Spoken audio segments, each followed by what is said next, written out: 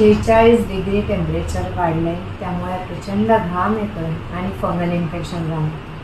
जर का तुम्हालाही फंगल इन्फेक्शन झाले असतील तर सर्वात प्रथम तुम्ही मिठाचा कमीत कमी वापर करा आणि जे मीठ वापरणार आहात ते रॉक सॉल्ट किंवा सेंधव मीठ वापरा. दुसरी गोष्ट म्हणजे पालेभाज्या शक्यतो टाळा.